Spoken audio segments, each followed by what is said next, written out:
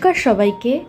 আমি আজকে আপনাদের সাথে বাড়িতে খুব সহজ পদ্ধতিতে মোগলাই বানানো দেখাবো।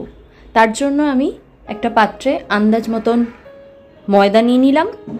আমরা 4 জন, তাই 4 জনের মতন ময়দা নিয়েছি। সামান্য নুন আর অল্প চিনি 1 চামচ মতন নিলাম। এবার একটু অল্প পরিমাণে তেল দিয়ে দিচ্ছি, যেহেতু ময়াম হিসেবে আমি মাখবো, তাই এবার সবকটা মিক্সড করে নিচ্ছি ভালোভাবে ময়দার সাথে। ময়দা মাখা হয়ে গেছে। এটা কিছুক্ষণের জন্য মোটামুটি ধরে রাখুন ওই 15 থেকে 20 মিনিটের জন্য আমি ওটা চাপা দিয়ে রাখলাম। এদিকে আমি তরকারিটা বানাবো মোগলাইয়ের, শুকনো শুকনো আলু মাখা। তার জন্য আলু কেটে রেখেছি আলু চচ্চড়ির মতো। এদিকে 2 রকম পেঁয়াজ রেখেছি, একটা আলু চচ্চড়ির মধ্যে দেব আর একটা মোগলাই পরোটার মধ্যে যাবে। আর আদা রেখেছি, লঙ্কা কুচি রেখেছি, টমেটো রেখেছি বেটে, আর এদিকে ধনে পাতা। এদিকে আমি তেল গরম করে নিচ্ছি কড়াইতে।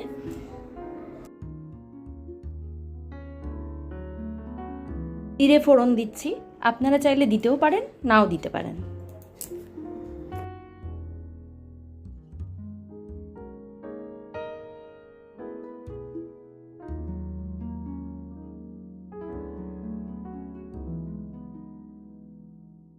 এবার জিরেটা ভাজা হয়ে গেলে আলুগুলো দিয়ে দিচ্ছি। আলুগুলোর সাইজগুলো আপনারা দেখে নিয়েছেন, একদম আলু চচ্চড়ির মতন হবে। ছোট, একদম ছোট হবে না, কিন্তু মোটামুটি একটা মাপ থাকবে, দেখে বুঝতেই পারছেন আপনারা।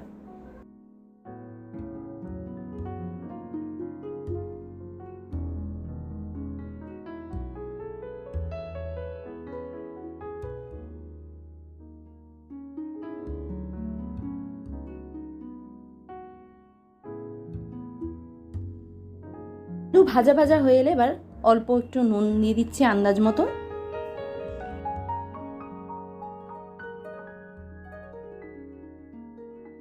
এবার পেঁয়াজটা অ্যাড করছি। যেহেতু পেঁয়াজটা আমি পুরোপুরি ভাজা চাইছি না, একটু আধ ভাজা চাইছি যাতে মুখে ভালো লাগবে, তার জন্য পেঁয়াজটা আমি এখন অ্যাড করলাম। একদম ছোট করে কুচিয়ে নিয়েছি, দেখতেই পাচ্ছেন। কতটা ঝাল আপনারা খেতে চান সেই অনুযায়ী লঙ্কা দেবেন।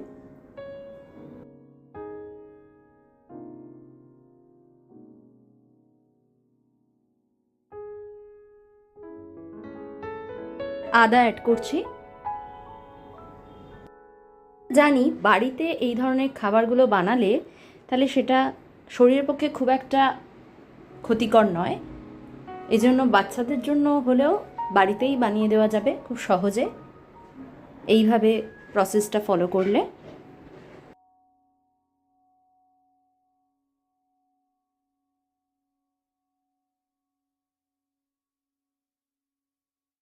আদাটার গন্ধ মোটামুটি চলে গেলে এবার টমেটোর যে পিউরিটা আমি বার করে রেখেছিলাম সেটা দিয়ে দিলাম।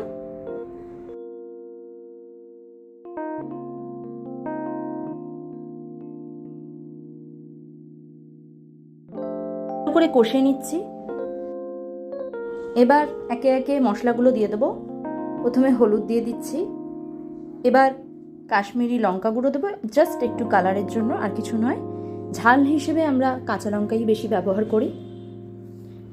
জিরে ফোড়ন দিয়ে দিলাম, জিরে গুঁড়ো, আর এদিকে ধনে গুঁড়ো, আর টমেটো পিউরির যে বাকি ছিল জলটা দিয়ে দিলাম।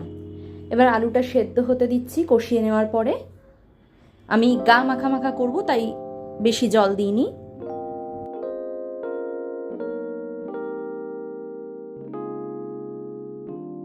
চচ্চড়িটা রেডি হয়ে গেছে, তাই লাস্টে আমি ধনে পাতা ছড়িয়ে দিলাম। আলু চচ্চড়ি আমাদের রেডি হয়ে গেছে। মোগলাই পরোটার জন্য আমি 2টো ডিম বার করেছি। পেঁয়াজ কুচি আগেই দেখেছিলাম রেডি রেখেছি। এবার তার মধ্যে লঙ্কা দিয়ে দিলাম, ডিমটাও দিয়ে দিয়েছি।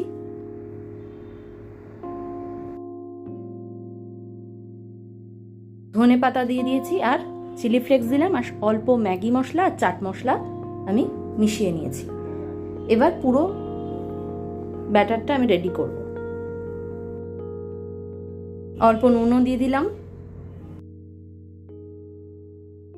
ভালো করে পুরোটা মিশিয়ে নিচ্ছি ডিমের সাথে।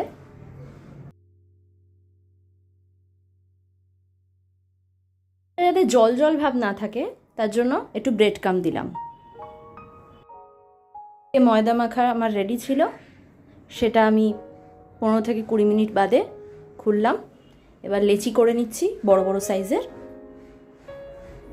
ভিডিওটা স্কিপ না করে পুরোটাই দেখুন, তাহলে বুঝতে সুবিধা হবে এর প্রসেসটা। আর আমার চ্যানেলের পাশে অবশ্যই আপনারা থাকবেন। আমার রান্না আপনাদের ভালো লাগলে লাইক, শেয়ার আর সাবস্ক্রাইব করতে ভুলবেন না। অনেক অনেক বেশি করে শেয়ার করুন আমার ভিডিও, যাতে অন্যরাও এই ভিডিও দেখতে পায়। বাটনটাতেও আপনারা ক্লিক করে রাখুন, অল করে রাখুন, যাতে আমার ভিডিওর নোটিফিকেশানগুলো আপনাদের কাছে পৌঁছায়।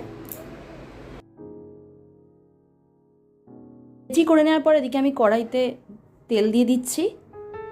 একটু বেশি তেল লাগবে, ডুবু ডুবু, যেহেতু ভাজতে হবে জিনিসটা,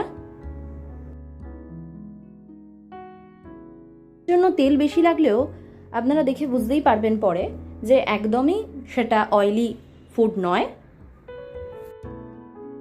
রুটি বেলার মতন বেলে নিচ্ছি, একটু বড় সাইজ করেই বেলতে হবে। বড় সাইজ করে আমার বেলা হয়ে গেছে। এবার আমি কর্নফ্লাওয়ার আর জল গুলে রেখেছিলাম একসাথে, মাখিয়ে নিচ্ছি, এতে মুচমুচেটা ভালো হয়।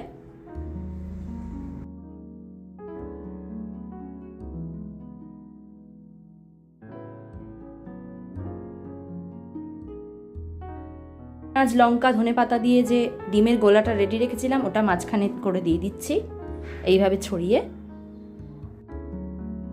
আপনারা মাংসের পুর দিয়েও ব্যবহার করতে পারেন।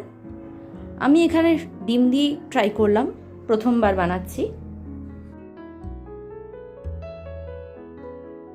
মোগলাই পরোটার মতন চারদিক দিয়ে মুড়ে নিচ্ছি, আর কর্নফ্লাওয়ার গোলা যেটা রেখেছিলাম সেটা দিয়ে দিয়ে আটকে দিচ্ছি যাতে খুলে না যায়। আপনারাও এইভাবেই করবেন। রেডি হয়ে গেছে আমার তেলে ভাজার জন্য। গরম হয়ে আছে তাই ছেড়ে দিলাম দুদিকটা ধরে। এবার লাল লাল করে ভেজে নেব।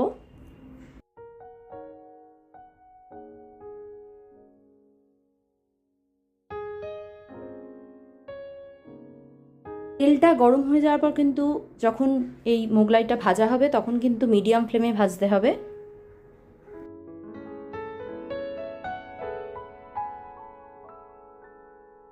এপিট ওপিট করে ভাজছি, একটা পিঠ লাল লাল হয়েছে, আরেকটা পিঠ দিলাম। এইভাবে এপিট ওপিট করে আপনারা ভেজে নেবেন। দেখুন কিরম ফুলেছে।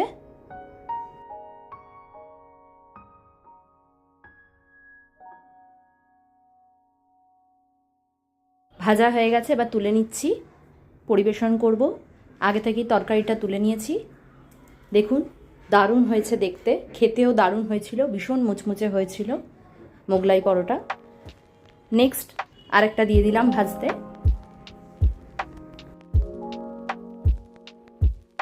আমার বরের সেদিনকে খুব ইচ্ছে ছিল ডিনারে মোগলাই পরোটা খাওয়ার, তাই জন্য আমরা সবার জন্যই বানিয়ে নিয়েছিলাম। এবার পিস পিস করে কেটে নিচ্ছি যাতে খাওয়ার সুবিধা হয়। আপনারা দেখেই বুঝতে পারছেন কতটা মুচমুচে হয়েছে।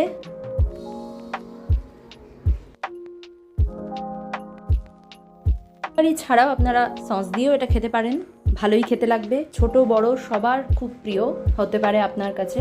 এটা করে দিন সবাইকে, আর কেমন হয়েছে জানাবেন।